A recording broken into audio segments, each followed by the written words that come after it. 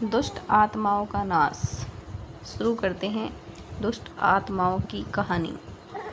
यीशु और उसके शिष्य गलील की समुद्र के पार गए।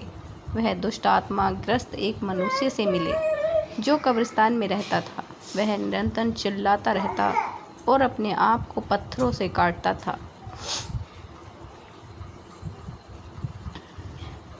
यीशु के आत्माओं को निकल जाने के लिए कहा, हमें पीड़ा ना दें यीशु।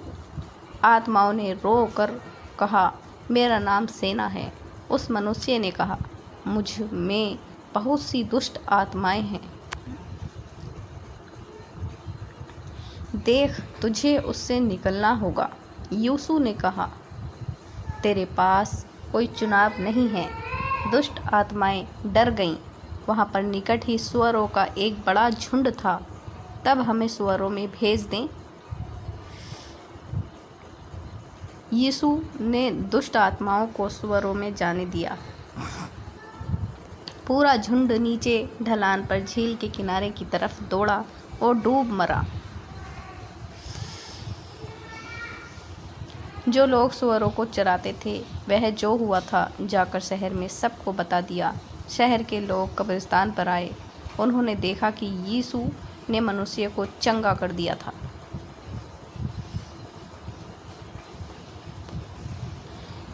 घबराए हुए लोगों ने यीशु को वहां से चले जाने की विनती की। मनुष्य ने यीशु के साथ जाने के लिए पूछा।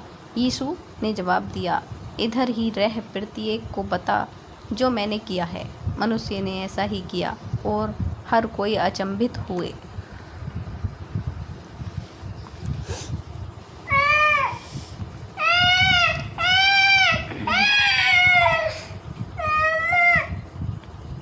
याईर गला दबा दूंगी मैं।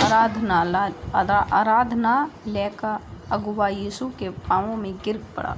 मेरी छोटी सी बेटी मर रही है। वह रोया, अगर तुम उस पर अपना हाथ रखो, मैं जानता हूँ कि वह चंगी हो जाएगी। भीड़ में से रास्ता बनाते वह याईर के घर से आए कुछ मनुष्य से मिला। तेरी बेटी तो मर चुकी है। उन्होंने कहा, मत डर। यीशु ने कहा, विश्वास कर तो तेरी लड़की चंगी हो जाएगी।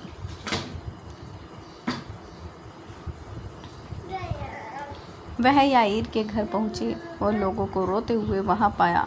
तुम क्यों रो रहे हो? यीशु ने पूछा। लड़की मरी नहीं है, वह केवल सो रही है। लोग उस पर हंसने लगे। हा हा हा। यीशु और उसके 3 शिष्य पतरस, याकूब और यूहन्ना याईर और उसकी पत्नी के साथ घर में गए। छोटी लड़की वहां पर लेटी हुई थी, ठीक वैसा ही जैसा प्रत्येक ने कहा था। यीशु ने उसका हाथ पकड़ा, तब उससे कहा, हे लड़की उठ। और वह उठ गई। वह यहाँ तक कि पूरे कमरे में चली भी। याईर और उसकी पत्नी अचंभित हुए। यीशु ने उन्हें बताया कि किसी को मत बताएं कि उसने क्या किया है। अब यीशु ने कहा, मैं सोचता हूँ कि लड़की को कुछ खाने को दिया जाना चाहिए।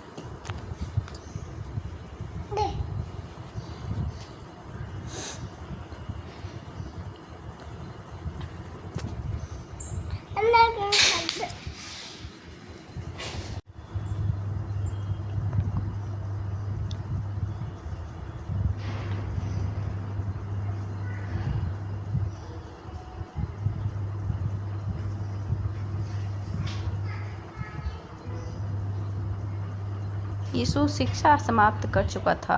हर एक को भूख लगी रही थी। उन्हें भोजन खरीदने के लिए भेज दे।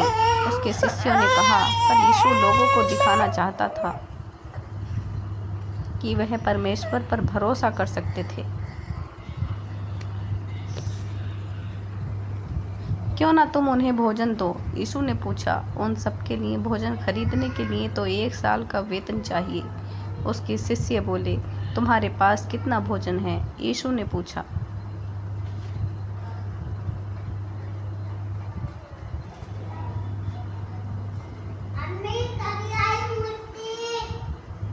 यहाँ पर एक लड़का है अंद्रियास ने कहा, जिसके पास 5 रोटी और 2 मछलियां हैं। यीशु मुस्कुराया, काफ़ी है, लोगों को कहो कि घास पर बैठ जाएं।